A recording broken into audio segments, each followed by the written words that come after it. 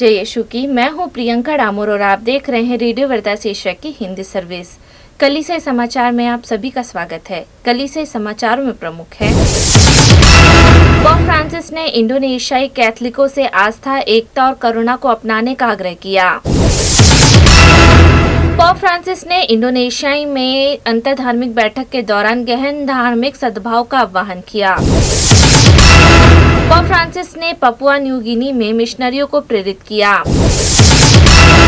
Pope ने किया शांति और पर्यावरण संरक्षण का आह्वान। रॉकेट हमले के बाद संघर्षग्रस्त मणिपुर में स्कूल बंद। इस मामले में पुरोहित को 3 महीने बाद जमानत मिली। बाढ़ से 33 लोगों की मौत के बाद विजयवाड़ा धर्मप्रांत राहत कार्य में शामिल हुआ। अब जानते समाचार विस्तार से। पोप फ्रांसिस ने इंडोनेशियाई कैथलिकों से आस्था, एकता और करुणा को अपनाने का आग्रह किया। 4 सितंबर को पोप फ्रांसिस ने जकार्ता के cathedral of our lady of the assumption में पुरोहित और धार्मिक नेताओं को संबोधित किया और उनसे आस्था, भाईचारा और करुणा के गुणों को अपनाने का आग्रह किया। उनके संदेश में इंडोनेशिया की उनकी प्रेरित यात्रा के मुख्य विषय थे आस्था, भाईचारा, करुणा। पोप ने अपनी समृद्ध विविधता और एकता के प्रति प्रतिबद्धता के लिए मशहूर देश में इन मूल्यों के महत्व को रेखांकित किया। उन्होंने इंडोनेशिया की प्राकृतिक और सांस्कृतिक संपदा को ईश्वर की उपस्थिति के प्रतिबिंब के रूप में देखने के लिए लोगों को प्रोत्साहित किया, जिससे लोगों में कृतज्ञता और जिम्मेदारी बढ़े। पोप फ्रांसिस ने इंडोनेशिया में अंतर धार्मिक बैठक के दौरान गहन धार्मिक सद्भाव का आह्वान किया। पोप फ्रांसिस ने इंडोनेशिया की अपनी धार्मिक यात्रा के तीसरे दिन मानवीय गरिमा की रक्षा, गरीबों के चक्र को समाप्त करने और शांति को बढ़ावा देने के लिए धार्मिक सद्भाव को बढ़ावा देने के महत्व को रेखांकित किया।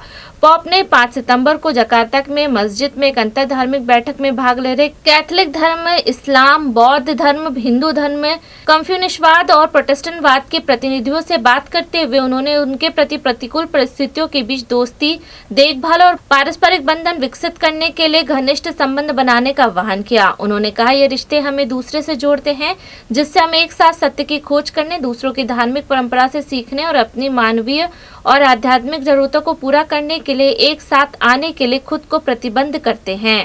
पोप फ्रांसिस ने पपुआ न्यू गिनी में मिशनरियों को प्रेरित किया।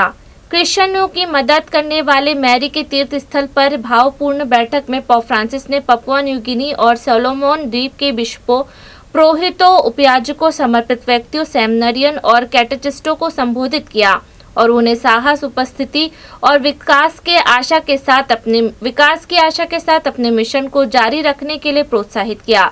पोप ने अपनी सेवा में दृढ़ रहते हुए सबसे दूरस्थ और हाशिए के क्षेत्रों में रहने वाले लोगों तक पहुंचने के महत्व पर जोर दिया। तीर्थस्थल के प्रतीकावाद से प्रेरणा लेते हुए पोप फ्रांसिस ने ईसाई और मिशनरी यात्रा के 3 मुख्य तत्वों पर प्रकाश डाला। उन्होंने 19वीं शताब्दी के मध्य इस क्षेत्र में सुसमाचार लाने वाले शुरुआती मिशनरियों द्वारा प्रदर्शन शुरू करने वाले के साहस की प्रशंसा करते हुए शुरुआत की। पोप ने किया शांति और पर्यावरण संरक्षण का आह्वान। पोर्ट मोरबी में रविवार को ख्रिस्ती याग के उपरांत पोप ने उपस्थित तीर्थयात्रियों के साथ देवदूत प्रार्थना का पाठ किया। इस अवसर पर एक बार फिर शांति की स्थापना तथा पर्यावरण के संरक्षण का आह्वान किया।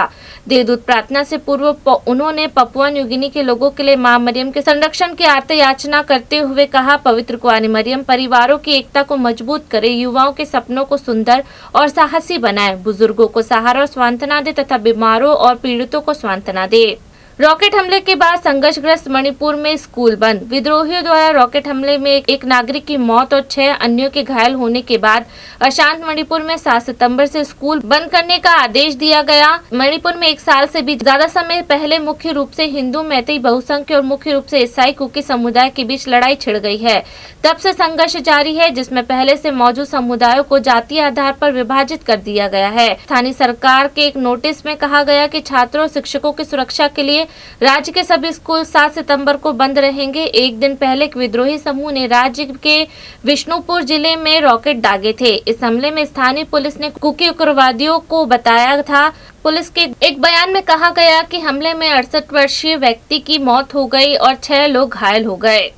फीस मामले में पुरोहित को 3 महीने बाद जमानत मिली।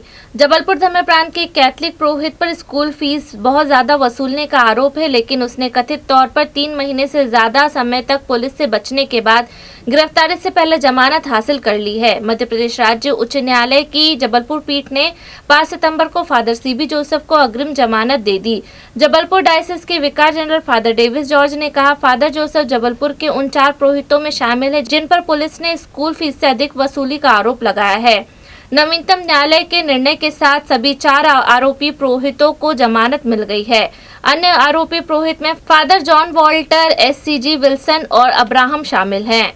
बाढ़ से 33 लोगों की मौत के बाद विजयवाड़ा धर्मप्रांत राहत कार्य में शामिल हुआ। आंध्र प्रदेश में कैथलिक धर्मप्रांत बचाव अभियान में शामिल हुआ है, जहां मूसलाधार बारिश के कारण आई बाढ़ ने कम से कम 33 लोगों की जान ले ली है। आंध्र प्रदेश सरकार ने 3 सितंबर को कहा कि 28 से 31 अगस्त के बीच भारी बारिश से लगभग 64.4 लाख लोग प्रभावित हुए। तटीय राज्य के नंदपुरम, तारक रामराव, गंटूर, कृष्णा, एल्लूर, पालनाडु, बापटला और प्रकाशम जिलों में 193 राहत शिविरों में लगभग 42,707 लोग रह रहे हैं। सरकार ने कहा कि अब तक 33 लोगों की मौत हो चुकी है। हालांकि कृष्णा नदी में कई क्षेत्रों में जल स्तर कम हो गया है, लेकिन राज्य की सबसे लंबी नदी के तट पर स्थित विजयवाड़ा अभी भी बाढ़ से जूझ रहा है। सरकार के अनुसार विजयवाड़ा धर्मप्रांत में 98 पैरिश और उनमें से 13 प्रभावित हुए हैं। हमारे स्वयंसेवक राहत बचाव कार्य का हिस्सा है। धर्मप्रांत में सामाजिक सेवा केंद्र के कार्यकारी निदेशक फादर सुनील राजू थोटा ने कहा, पुरोहित ने 4 सितंबर को बताया कि अभी तक 2 कैथलिकों की जान जा चुकी है। इसी के साथ कलीसिया समाचार समाप्त हुए। अगली बार फिर मुलाकात होगी नई खबरों के साथ। नमस्कार। रेडियो वेरितास एशिया आपके लिए लेकर आए हैं RVA mobile app. RVA mobile app पर हमारे विभिन्न प्रकार के कार्यक्रमों का लाभ लें, हमसे जुड़े और एशियाई ईसाईयत की आवाज का हिस्सा बने।